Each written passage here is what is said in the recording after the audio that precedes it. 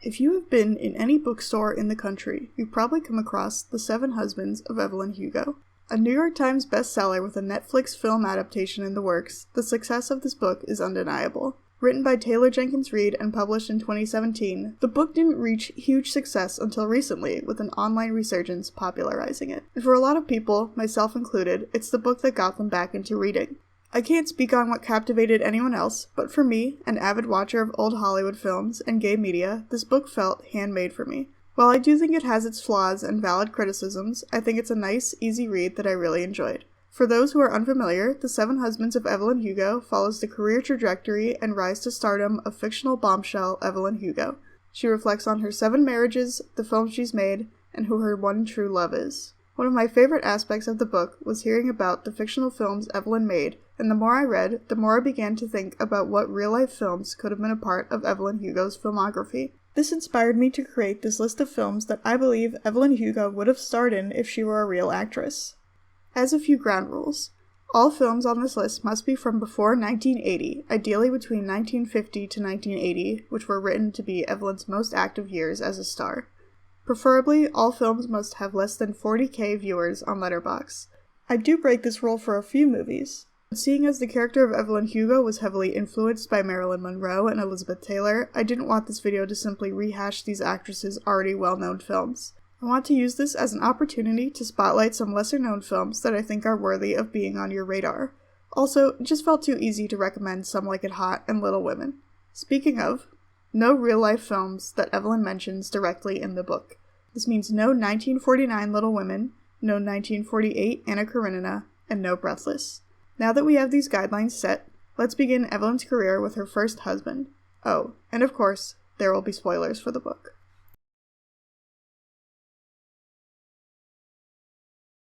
Evelyn Herrera arrived in Hollywood in the early 1950s after getting hitched to Ernie Diaz, a key grip. Evelyn was underage at the time of their wedding, which Ernie knew but didn't care about. Evelyn was only married to him because she knew that he was headed to Hollywood, and as a poor girl in New York City, this was her easiest way to get there. After working at a diner for quite some time, she gets noticed by a producer and gets hired by Sunset Studios. But just because she's working at a studio, it doesn't mean that she reaches immediate success. She begins mostly as an extra in some rom-coms and war pictures. Eventually, she starts getting lines and earns some minor roles. Because of her tenacity and drive, she gets in front of Harry Cameron, a key producer at Sunset. They form a fast friendship, and believing she's being underutilized, she and Harry agreed that she should star as the main character in Little Women, Jo March. But if she wants to be a real player in the industry, she's going to need to get divorced. She's an attractive young woman, and the studio heads believe that Evelyn's appeal will grow if she's single, making audiences believe they have a chance with her. So before we even get a starring role for Evelyn, she and Ernie are done, and she changes her name from Evelyn Herrera to Evelyn Hugo, another way to improve her audience appeal since Hollywood was even more terrible and racist than it is now, and a lot of success hinged upon being white, or at least being perceived as such. While I said that this video would be made up of movies that would fit into Evelyn's potential filmography, it felt a little silly for me to recommend movies where you see Ava Gardner or Joan Crawford in the background. So instead, I've chosen to start with a few movies about actresses trying to break into the industry. On page 50, Evelyn describes the process she had to go through in order to truly begin her star transformation. After being introduced to the studio stylist, she undergoes several procedures. Gwen bleached my hair and cut it into a shoulder-length bob. She shaped my eyebrows. She plucked my widow's peak. I met with a nutritionist who made me lose 6 pounds exactly. I met with an elocutionist, and then, of course, there was the 3-page questionnaire. What did my father do for a living? What did I like to do in my spare time? Did I have any pets? When I turned in all my honest answers, the researcher said, "Oh, no, this won't do at all." She sits for hundreds of publicity photos and for dozens of different holidays and scenarios, all trying to craft the perfect image, all trying to answer the question, who is Evelyn Hugo? This passage reminded me of an almost identical scene in our first movie, the 1954 version of A Star is Born. While there are multiple iterations of this particular film that we could draw from, the 1954 version is my personal favorite adaptation and is the closest in time to when Evelyn started working in Hollywood. In A Star is Born, Judy Garland plays Esther Blodgett, a somewhat successful performer who meets famous actor Norman Maine at one of her shows. He becomes enamored by her and is convinced that she could be a big star, so he invites her to do a screen test. After some miscommunications, he gets her in front of the studio heads. Once they hear her sing, it isn't long before she becomes a huge star, her fame eventually eclipsing Norman's. Meanwhile, Norman's alcoholism begins hindering his career more and more. Esther's determination to success is what reminds me of Evelyn. When Esther and Norman first meet, he assures her that he will get her in front of studio heads to get a screen test. But Esther quickly learns that Norman isn't very reliable, mainly due to his increasingly rampant alcoholism.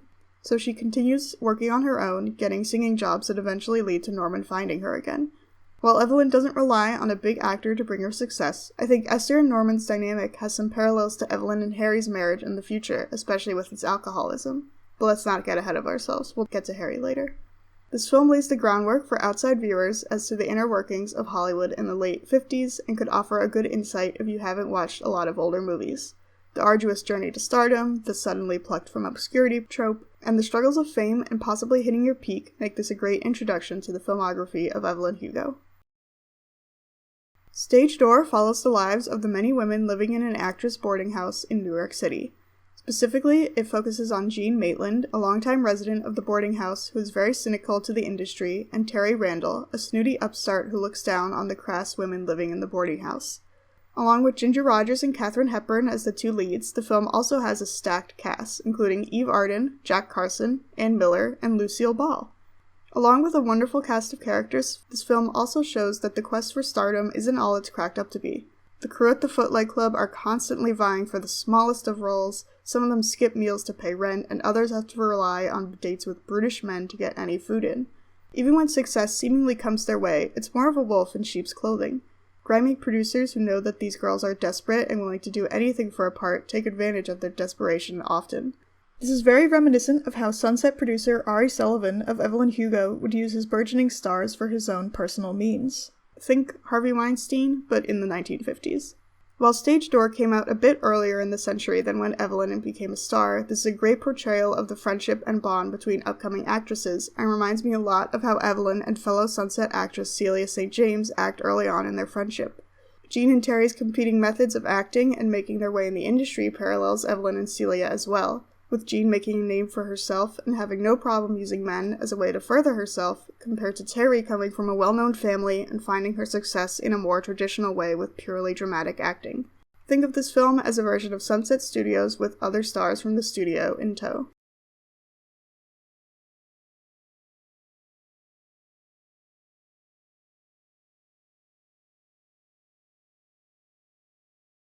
After some experience as an extra, Evelyn begins to land roles alongside another Sunset star, Ed Baker. Together they star in several father-daughter pictures. After the success of their films, Evelyn is ready to do Little Women, but Harry Cameron wants to form a better public image for Evelyn. To show she's not just a one-trick pony, they decide for her and Don Adler, leading man of Sunset, to star in a romance together. Then, once audiences think they know who Evelyn is, she is officially cast as Jo in Little Women. On the set of Little Women, Evelyn meets Ruby Riley and Celia St. James, two fellow actresses at Sunset. Evelyn and Celia become fast friends, while Evelyn and Don become fast lovers. Evelyn and Don get married, and at the premiere for Little Women, Celia and Evelyn share their first kiss. Let's set up some basic descriptors of Evelyn and her roles. The New York Tribune's article on her death describes her as a style icon of the 50s, turned sexpot in the 60s and 70s, and Oscar winner in the 80s. Hugo made a name for herself with her voluptuous figure, her daring film roles, and her tumultuous love life. Many magazines from the time referred to her as a bombshell, and Evelyn and Celia both referred to her as such as well. I just want to keep these descriptors in mind as the list progresses, but for now, we're still in her style icon era. Evelyn said that as soon as I became Evelyn Hugo, young blonde, Sunset had all sorts of movies they wanted me to do. At this point in her career, she was still trying to find her niche in Hollywood, so although the following movies are a step in the right direction, they're not fully the Evelyn Hugo archetype. And so, it makes sense that this first movie would be a film that doesn't exactly fit the mold of a Liz Taylor character as well. A Place in the Sun follows George Eastman, played by Montgomery Clift, who gets an entry-level job at his rich uncle's factory. There, he meets fellow worker Alice, and the two strike up a relationship, even though dating co-workers is not allowed. As things between George and Alice get more serious, George starts working his way up at the factory and becomes closer to his uncle, and through him, fellow members of the upper echelon that he associates with. One of these socialites is Angela Vickers, played by Liz Taylor, a gorgeous young woman who falls quickly for George. George in turn falls for her too and starts blowing off Alice to hang out with Angela instead. But just when George thinks he can ghost her completely, Alice reveals she's pregnant with his child, and George decides to deal with this in a deadly fashion. This is definitely leaning closer to the Evelyn Hugo type, as Liz Taylor's character is technically the other woman. But unlike future Taylor films, she has no idea that her boyfriend is in another relationship, so she's completely free of blame. For all she knows, George is only interested in her, only loves her, and wants to marry only her. This makes her equally as scorned as Alice, at least in terms of George cheating on both of them, not for how George treats her. Also, Harry Cameron is definitely just Montgomery Clift. He and Liz were besties in real life, and Liz was very supportive of the fact that Clift was gay. The only difference is that he's an actor and Harry is a producer. I rest my case. I just love the way that Taylor plays Angela. I feel like every Liz Taylor film I watch, she is just a completely different person, which I know is the point of acting, but it's different with her. During this time period, audiences weren't watching a movie for the plot, they were watching it because of the stars. And a lot of the time, most of these movies would be the exact same plot with minor differences because studios knew that the audience would like it as long as their favorite star was in it. But the Liz Taylor films feel different than that. Maybe it's because she rose to stardom near the end of the studio system, and while her films do share some similarities with character traits and themes, Taylor treats all her characters as different people. Angela Vickers isn't Martha, Martha isn't Maggie, and Maggie isn't Angela. I watched a fair amount of Liz Taylor movies as research for this video, and she has quickly shot up as one of my favorite actresses from this time. If Evelyn was a style icon in the 50s, then Liz's role as Angela shows this off fantastically. Every outfit she wears is absolutely stunning and scene-stealing. Shelley Winters, who plays Alice, isn't an unglamorous woman, but next to Liz Taylor in this film, it's no contest. Winters herself said she resented the director for making her look so non-glamorous alongside Liz Taylor. She even drove around white Cadillacs similar to the one Taylor drives in the film to compensate for this feeling. If that doesn't give off Evelyn Hugo stardom, I don't know what does. Don and Evelyn shot several movies together while they were married, mostly of the two of them falling in love, but why not include one where they could be a married couple? In The Last of Sheila, a group of friends is attending a party when one of them, Sheila, is killed in a hit and run. 1 year later, Sheila's husband invites the group to his yacht for a week of scavenger hunting. However, what the group is hunting for is secrets about the other members of the group, such as one being a shoplifter, one being gay, and one being the killer in Sheila's death. Tensions rise, and the game soon turns deadly. Two of the friends in this group are Alice, a burgeoning film star played by Raquel Welch, and her husband Anthony, her talent manager. I think this couple would be Evelyn and Don, and this would be a fun married couple vehicle. Although there is a case for Evelyn to be Diane Cannon's character, Christine, she fits the Evelyn archetype a bit, but her character isn't married, and Raquel Welch's character fits the type to a T. Getting closer to the Evelyn Hugo image, as Welch was another bombshell of the 70s, and while her role is pretty minor, she has some great character moments, and several choices she makes move the story along in a major way. Audiences also would have found it entertaining if Don played Evelyn's manager, especially considering his great stardom at this point. Overall, The Last of Sheila is a great time. It's a fun little mystery, all the characters have their own past that makes you invested in their safety and their motives, and the reveal of the killer is very entertaining. Very much a 70s Knives Out. This being the last film in the Don Adler era, at least in this list, we're getting closer to what would be considered a classic Evelyn Hugo role. In How to Marry a Millionaire, 3 women, Pola, Loka, and Shotzi, what are these names? All get together with one goal in mind, to marry a millionaire. They con their way into a penthouse apartment, their base of operations, and the perfect location to bring suitors back to, and begin dating various men. However, they find that all the rich men in the city are really boring. As each woman tries to fall for their respective men, they end up meeting men who they actually love, despite the fact that they're poor. This movie is so silly, I love it so much. Each of the women in the film are incredible, particularly Lauren Bacall, who I am now obsessed with. All the women are models, so they all wear just stunning outfits. I especially love this black dress Bacall wears. Besides looking amazing, this movie shows off each of the women's comedic abilities as well. There's a scene where each of the women are having a dream sequence about the rich men they want to marry. Bacall is selecting copious amounts of diamond jewelry to wear. Monroe is flying on a golden airplane to Arabia, where she and her husband are gifted handfuls of jewels. And then it cuts to Betty Grable, and her dream is just a stationary shot of a hot dog. When I tell you my roommate and I had to rewind the movie to watch the scene again because we were laughing so hard. All in all, this is a silly film, but has the fashionable style icon elements of an early Hugo picture, and could be defining of this era of her work. Just picture Evelyn as Monroe, Celia as Bacall, and, Ruby Riley as Betty Grable. Studios love to reuse cast if the perception was good, and based on Little Women's success, starring all of these 3 women, it's a reasonable next step that they would make another movie starring the same cast. Evelyn herself says of her father-daughter pictures, "We didn't do sequels back then. Instead, we would essentially just make the same movie again with a different name and a slightly different conceit." Obviously, there's big plot differences between Little Women and How to Marry a Millionaire, but just go with it. Where else am I going to see Betty Grable dream of a hot dog?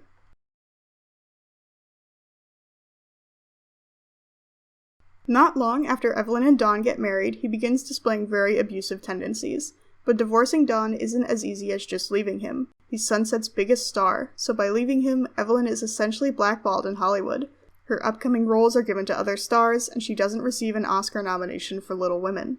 A big reason why Evelyn is at least partially okay with being blacklisted is because she knows she won't be alone. Her friendship with Harry Cameron has been cemented as lifelong, and Evelyn and Celia have started a romantic relationship. So, Celia and Evelyn are very happy with getting to be with each other, but rumors start to come out that they're more than friends. Remember, this is the 1950s. Being gay is illegal and would definitely ruin both of their careers, blacklisted or not. To get ahead of this, they formulate a plan for Evelyn to marry known womanizer Mick Riva.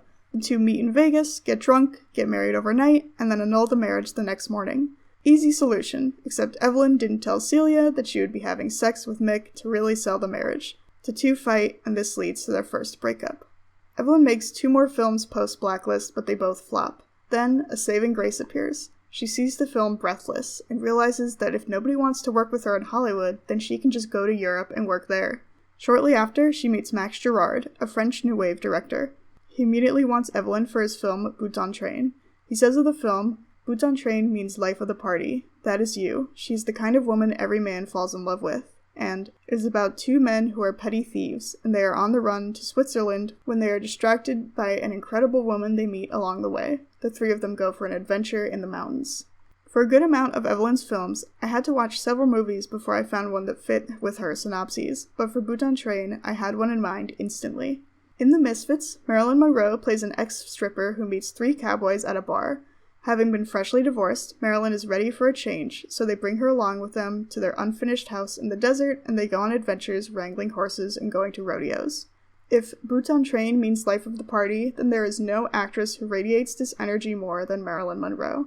There is an instant likability and charm with all of her characters, and whenever she appears on screen, all eyes are on her. That immediate magnetism is a trait that Evelyn Hugo and her characters share with Monroe. Although The Misfits doesn't include a comparable scene to the iconic scene in Bouton Train where, as Evelyn describes, "In the editing room, Max slowed down my exit from the lake to a snail's crawl and then cut the footage a millisecond before you can see my full breasts. It simply cuts to black, as if the film itself had been tampered with, as if maybe you'd just gotten a bad cut." It's not like a scene like this doesn't exist in another Monroe movie. In an unfinished film, Something's Gotta Give, Monroe appears completely nude in a swimming pool trying to lure Dean Martin in with her. The choice to be nude was her own, stating that the nude-colored swimsuit would have looked wrong on the screen. Similarly, it was Evelyn's decision to have Max cut right before you see her fully nude. But besides this, the basic bare-bones plot of Bouton Train is very similar to The Misfits. The misadventures the men go on with Monroe in tow are entertaining, and even surrounded by big stars like Clark Gable and Montgomery Clift, Monroe holds her own.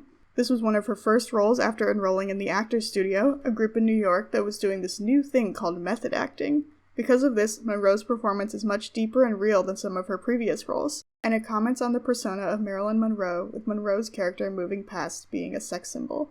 A PR marriage in Vegas where Evelyn and Mick are seen gambling all night, around the same time that Evelyn has just starred in a French New Wave film, sounds like...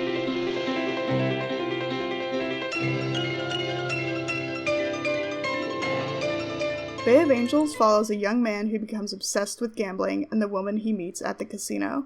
Together, the 2 win big and lose big at different casinos in France. Jean Moreau's character is not interested in Claude Mann's character, which fits very well with Evelyn and Mick's relationship. Evelyn was seducing Mick with no desire to actually be with him. It was strictly for her own gain. Jean Moreau's character is purely invested in gambling, so when Claude helps her win more, she likes him, and when he loses, she's no longer interested. Meanwhile, Claude is absolutely infatuated with her. Jean Moreau perfectly encapsulates the blonde bombshell image in this. She is just completely dazzling. It honestly feels like you're waiting for her to appear for the first part of the movie, and once she does, it all clicks. This level of raw charisma is very Evelyn Hugo, similar to Marilyn Monroe. If she was a supporting character in a film, the audiences would be on the edge of their seats until she showed up, much like Jeanne Moreau in Bay of Angels. The marriage to Mick works for Evelyn's public image, and she is soon signed on to star in Anna Karenina alongside Rex North. Evelyn and Rex have similar ideals about Hollywood. You do what you need to get ahead. For these reasons, they decide to get married to boost the publicity of Anna Karenina. The film is a smash hit, and Paramount signs the duo to a 3-picture deal. They choose the movies, and they get whatever salary they want. Rex and Evelyn decide to make theirs an open marriage, as their partnership is strictly for business. I would consider this period, and the period where she's married to her next husband, the peak of Evelyn's career. After Bouton Train catapulted her to the front of audiences' minds, Evelyn cemented herself as a blonde bombshell, and much like the protagonist of this next film, Evelyn would do anything to stay at its peak. Darling follows Diana Scott, played by Julie Christie, a sometimes actress, mostly model, in 1960s London. Throughout the film, Diana meets different men, shacking up with each for a while until she grows bored of them. Afterwards, she drops them to continue furthering her career. After Evelyn gets married to Mick, Photo Moment magazine includes an article about the quick marriage saying, "With the string of failed marriages between the two of them, what's one more?" Diana's many affairs throughout the film mirror this sentiment. It wouldn't shock any character in Darling to learn that Diana was seeing a new man. And, like some of Evelyn's husbands, many of the men Diana sees don't understand that they don't really mean anything to her. Diana is solely invested in her career, so anything else in her life is merely an afterthought, including men. If they're married, or if she's married, if they help her progress as a model or an actress, then it doesn't matter. Julie Christie is an icon of British films from the 60s, much like how Evelyn is an icon for 60s and 70s films, with both being known for their beauty and talent. Julie Christie even won Best Actress for this film, signaling a change in the public's taste in film for the time. Previous winners included Julie Andrews in Mary Poppins, Patricia Neal in HUD, and Anne Bancroft in The Miracle Worker. None of these films really scream swinging 60s. And then comes Darling, unabashedly showing a woman sleeping with lots of men, attending gay orgies, and putting her career above all else. The 60s are here, and audiences are becoming more receptive to films about sex and other previously taboo topics. And so, the rise of sex symbols like Julie Christie and Evelyn Hugo begins. When I imagine the 3-picture deal that Evelyn and Rex had together, I imagine at least one of these films being a fun, silly rom-com. And when I think of fun, silly rom-coms made by Paramount in the 60s, I think of Barefoot in the Park. This film follows Corey and Paul, newlyweds who have just moved to Greenwich Village. Corey, played by Jane Fonda, is carefree and relaxed, while Paul, played by Robert Redford, is uptight and anxious. Their apartment has its quirks, like a skylight that will not close, and no heat in the middle of winter. While Corey admires these, Paul hates them and wants the two of them to move immediately. After a long, drunken night, Corey and Paul fight, leading to Paul storming out of the apartment. Eventually, Corey goes looking for him and finds him day drunk, leading to a role reversal where Corey is cautious and worried about Paul, and Paul is carefree, walking around barefoot in the park. Modern audiences probably know Jane Fonda from Grace and Frankie or all the fun older woman adventure movies she's been making in recent years, like 80 for Brady. But in the 60s, Jane Fonda was known for playing beautiful women, flirting with men, and dressing in fashionable clothes. And Barefoot in the Park ticks all these boxes. I mean, just look at these outfits. Come on, what more do you need? Jane Fonda tries to set up her mom with a man she has just been flirting with. There's a whole scene where she's walking around with just a bra on. This display of incredible looks and brazen sexuality screams Evelyn Hugo. And Rex North is a bit of a heartthrob himself, similar to Robert Redford, but definitely not to the same extent that Evelyn or Jane were. With a four-show marriage like Evelyn's and Rex, it makes sense that they would portray themselves not just as a couple fully in love, like Jane and Robert at the beginning of the movie, but as a couple that has silly fights and quips, making them even more relatable and loved by general audiences. One of the 3 films that Evelyn and Rex star in together as a part of their 3-picture deal is called Carolina Sunset. The film is about a young couple who have lost a child and moved to a farm in North Carolina to try and heal, ultimately having affairs with people in their small town. Similarly, Rex has been cheating on Evelyn with another woman, while Evelyn and Harry plan to be seen together to form a mutual cheating scenario before the film comes out. Because of the drama surrounding Rex and Evelyn, Carolina Sunset sets a record for the longest stay in theaters. This is one of 2 films on the list that breaks my under 40K rule, but it's just too good not to include. Le Bonheur follows a happily married couple, Francois and Thérèse, and their 2 children. They lead a relaxing, joyful life, going on picnics by the lake and getting lunch with friends. Despite this, Francois meets postal worker Amélie and begins an affair. Although Francois sees nothing wrong with his unfaithfulness, it soon leads to tragic consequences within his family. Although we only get mentions of Evelyn working in the French New Wave scene for Bouton Train and for future films with Max, it could have been possible for her to work with other French directors, and who better to work with than my personal fave, Agnes Varda. Varda's narrative films had a sense of realism that Hollywood films didn't at the time, and most of her narrative films focus on women and issues that women face, which seems like a perfect fit for a film with Evelyn to me.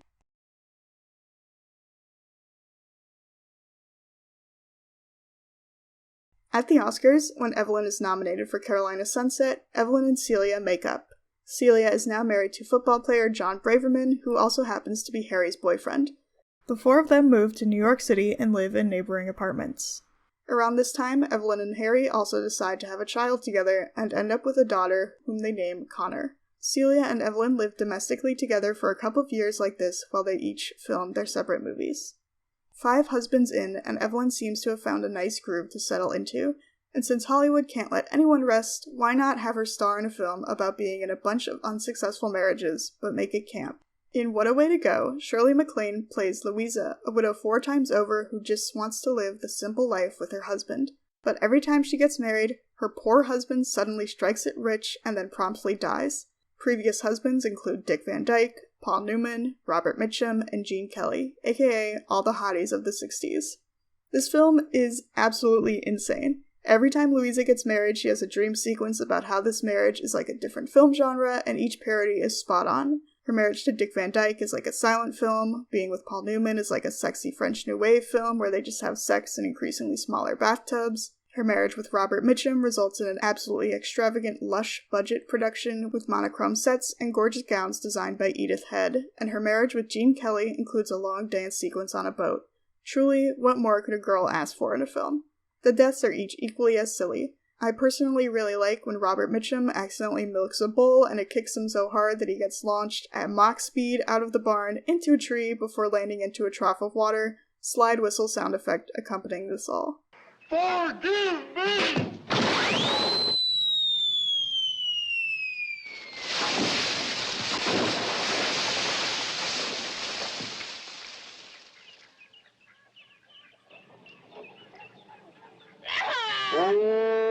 I think Hollywood definitely would have poked fun at Evelyn's many marriages, and audiences seeing her becoming increasingly upset by becoming richer and richer would be a hilarious sight compared to the Evelyn Hugo who would do anything to be famous. Shirley MacLaine's role was originally for Marilyn Monroe, and then after her death it was going to go to Liz Taylor, both of whom are huge inspirations behind Hugo's character. Even though Evelyn is in a very happy public relationship with Harry and a very happy private relationship with Celia, Hollywood loves to mirror stars' real life, so I think Evelyn would have starred in more movies about her being a cheater even if her divorce with Rex was amicable. Niagara follows newlyweds Polly and Ray Cutler on their honeymoon in Niagara Falls. When they arrive at their cabin hotel, they find that the previous occupants haven't left yet, another married couple, definitely no longer in their honeymoon period. Polly gets acquainted with Rose and George separately, and can definitely tell that something is up. Her suspicions are confirmed when she and Ray go to the falls to take pictures, and she sees Rose kissing another man. Soon, George and this other man go missing, leaving Rose in the center of a mystery. Almost Hitchcockian at times, Niagara is a pretty entertaining thriller, but my favorite parts are Marilyn Monroe as Rose and Jean Peters as Polly. This is definitely more of a Monroe vehicle, but Peters is a real scene stealer. The final act especially provides great moments for her, as her husband doubts her concerns, and we see her become more scared. Monroe has her own moments as well. Her sheer confidence in cheating on her husband with no regard for the consequences is so fun to watch, and as always, her outfits are absolutely stunning in every scene. Again, this is the peak of Evelyn Hugo's career, meaning she's at the height of being a sex symbol and a style icon. Both of these traits are shared with Monroe in this film. And with the peak of Evelyn's career, Hollywood is bound to poke fun at her personal life and failed marriages and scandals, so having her play the cheating wife would fit the public's perception of her at this time. Around this time, Max Girard reaches out to Evelyn with a new script for his film called All of Us. It was about a single mother of 3 who moves to New York City to try and support her children and pursue her dreams. This role is what gives Evelyn her Oscar. The synopsis reminded me a lot of the plot of our next film. Imitation of Life follows Laura Meredith, an aspiring actress, after she and her daughter Susie meet Annie and her daughter Sarah Jane at the beach. After much convincing, Annie and Sarah Jane move in with Laura and Susie, with Annie taking care of the kids while Laura pursues acting. Eventually, Laura finds success and becomes a bona fide star, but at the cost of being able to watch Susie grow up. 10 years later, Susie and Sarah Jane are 16, and while Susie worries about boys, Sarah Jane grapples with her identity as a white-passing daughter of a black woman. The film's director, Douglas Sirk, is the master of melodrama, and that is ever apparent in Imitation of Life. There is no pure happiness in success. Laura and Annie can't connect with their children, Susie has everything she could ever want except for her mother, and Sarah Jane doesn't know if there's a place in the world for her. The film discusses race, class, and family dynamics in a painfully beautiful light, but I think the best aspect of this film is the relationship between Annie and Sarah Jane. Annie is very protective of Sarah Jane, and she has to be. As a single black mother, nobody ever believes her when she says she's Sarah Jane's mother. Sarah Jane sees all the discrimination her mother faces and desperately wishes to avoid it, to the point of telling people she meets that she's white, like her friend Susie. As they get older, Sarah Jane's self-hatred gets to the point where she runs away from home and becomes a dancer at a club. Annie can't stand to see her daughter get leered at by men this way, but when her appearance gets Sarah Jane fired from one club, she just moves to another. Juanita Moore and Sarah Connor were both nominated for Best Supporting Actress at the Oscars for this film, and while they didn't win, I think they both give absolutely outstanding performances. Without them, the tragedy of their lost relationship wouldn't have the gravity that it does in the final film. While I do think Evelyn would have played Lana Turner's part in the film, it would have been interesting to see her in a film that discusses passing when she herself passed in order to achieve success in a Hollywood that wouldn't have allowed her in otherwise.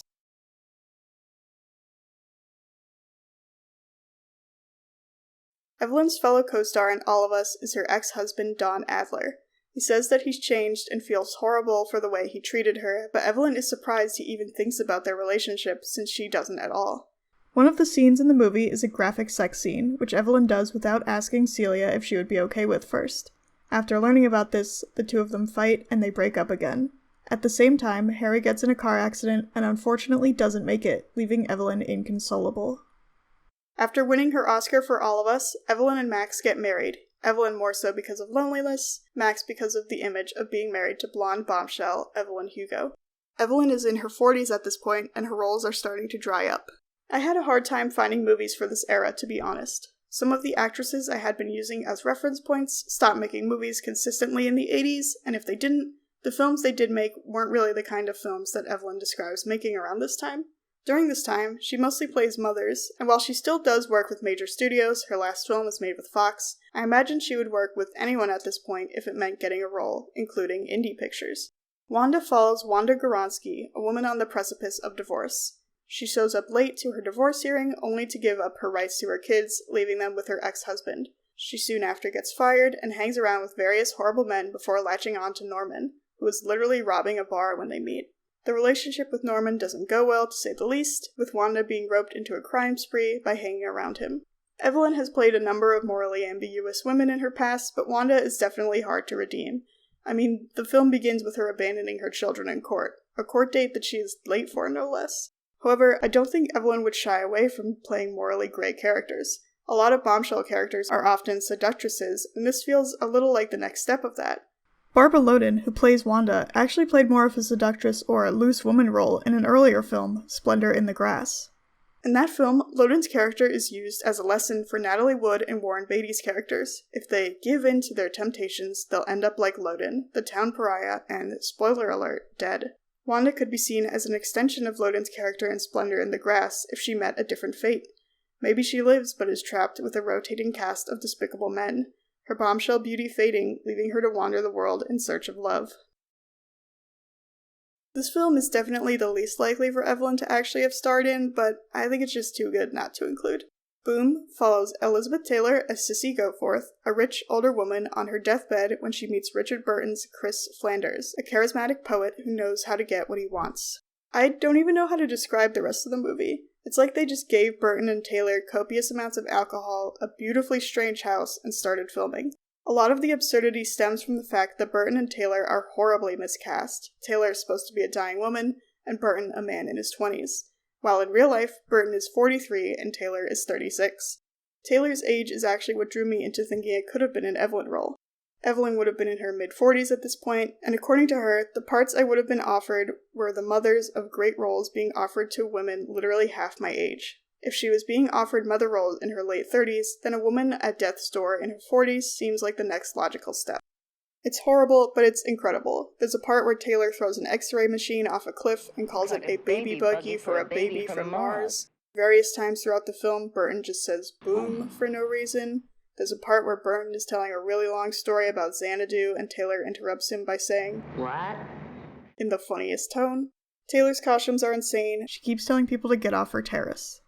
At this point in her career, the roles are drying up. Evelyn says it herself. She's mostly being offered mother roles at this point, and similar to Taylor, she gets cast in roles that are much older than her actual age. This is the main reason I think Evelyn could have starred in this, being at the point in her career where she's just taking what she can get, even if it's completely out of her usual archetype.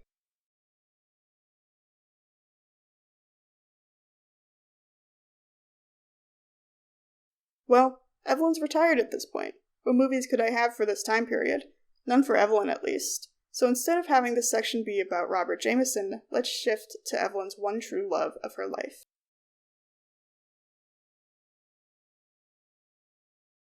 Celia St. James came up in Sunset Studios around the same time as Evelyn. She has already had some critical acclaim before starring in Little Women, which she won her first of 3 Oscars for.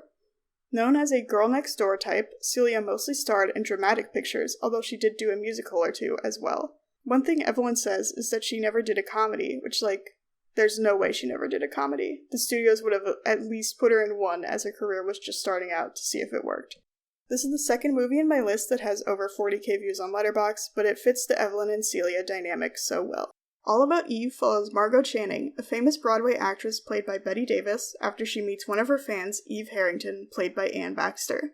Margot takes Eve under her wing, basically making her an assistant. Eve quickly notices the cracks in Margot's facade of stardom and uses them to wriggle her way deeper into her life until she's covering for Margot during rehearsals and eventually taking her job. While Davis is the star of the film, Celia definitely would have played Eve. At Sunset Studios, she was younger than her contemporaries in Evelyn and Ruby, although the age difference was definitely not the same as Margot and Eve. Still, despite Celia's age, she ended up being the most successful actress of this time period. Evelyn says on page 96, Celia would go on to win more Oscars than anyone else in our circle back then. If we want to compare Margot and Eve's relationship to Evelyn and Celia, then Eve's fame eclipsing Margot's could be similar to both of them starring in Little Women. Eve takes a role literally written for Margot and gets rave reviews. Little Women is basically made so Evelyn can be Jo, but after watching the film, Evelyn states, everyone was going to walk out of this theater thinking about Celia St. James. Also, there's definitely some gay undertones in Margot and Eve's relationship. Need any help?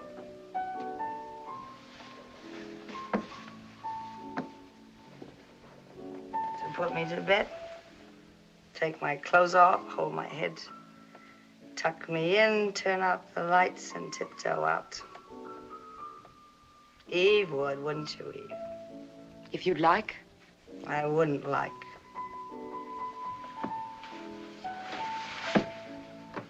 Tea and Sympathy follows prep school boy Tom Lee in his senior year. He is consistently made fun of by his fellow classmates for not being manly enough, particularly for his friendships with the teachers' wives. One wife in particular, Laura Reynolds, played by Deborah Carr, takes a liking to Tom and becomes protective of him. As rumors spread about Tom's sexuality, Laura tries her best to comfort him. Celia and Evelyn's rise to stardom was during a time period in which being out was not an option. Celia tries several times to talk about coming out with Evelyn, to which she is always against, saying it would be too damaging for their careers. Because of this, it would make sense to me if Celia starred in the film that seemed more understanding of gay people. Even if Tom isn't gay, everyone treats him like he is, and Laura is very sympathetic to him. She's constantly looking out for him and checking in on him, something that no one else in his life, not even his father, does. It's easy to think of actresses who Evelyn could have been in real life. Liz Taylor, Marilyn Monroe, Rita Hayworth, etc. But I had some trouble thinking of the Celia equivalent. The only one who really stood out to me was Deborah Carr, and not just because she's also a ginger like Celia. While Carr didn't receive the same commercial popularity that Celia did, and she never won an Oscar, she was definitely among the most talented of her peers. I've seen a good amount of Deborah Carr movies at this point, and in each and every one of them, she's by far the best part of the movie. She is in a league of her own acting-wise, and a lot of her contemporaries just can't compete, to be honest. So in that regard, she makes perfect sense to be the Celia equivalent. The only thing she's missing is... Now, if we're talking girl next door actresses from the 60s, it is impossible to avoid Doris Day. If you Google 60s girl next door actress, one of the first images is Doris Day. The only problem, at least with using any of her films as Celia films, is that the majority of Day's films are comedies.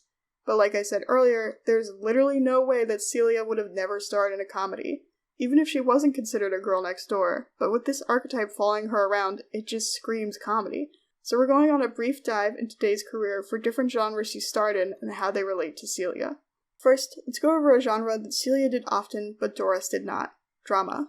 Her most well-known dramatic vehicle is probably Hitchcock's The Man Who Knew Too Much, a remake of his own film from the 30s.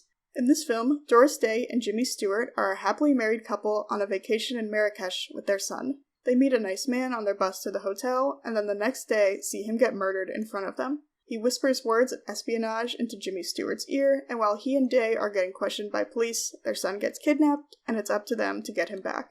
Day's most iconic contribution to this role is loudly singing, Que sera, sera, whatever will be, will be. Which is interesting to have occurred in a Hitchcock movie, but it does certainly cement it as a Doris Day picture. But besides that, she's not reduced to the distraught wife while Stewart valiantly searches for their son. She searches for him too, and actually progresses the plot at this point while Stewart beats up some taxidermists for no reason.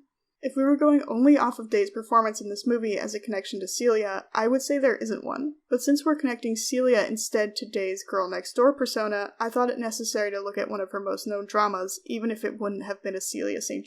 film. Side note, do we think Celia would have been a Hitchcock girl? I want to say no, but I can't say for sure. Anyway. Second, movies where Doris Day is trying and failing to fight the gay allegations. Now, was Doris Day gay? Probably not.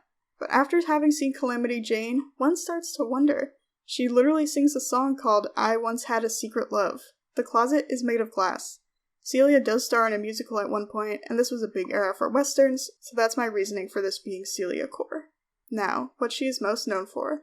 Day starred in 3 romantic comedies with Rock Hudson: Pillow Talk, Lover Come Back, and Send Me No Flowers.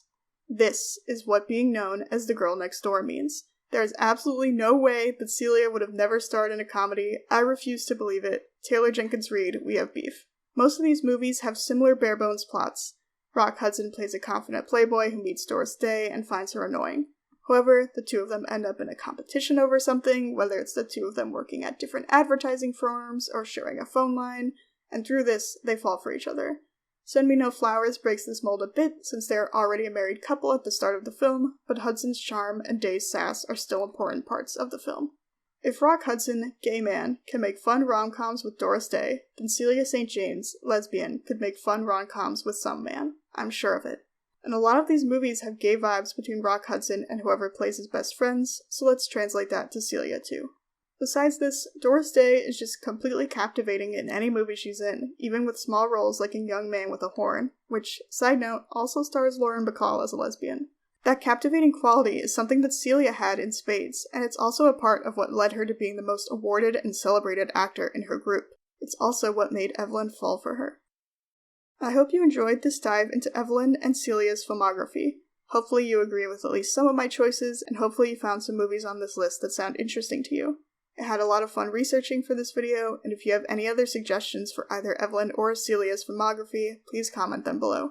Maybe I'll make a part 2 if we can come up with enough movies. I've also left a list in the description where you can watch some of these movies on streaming services.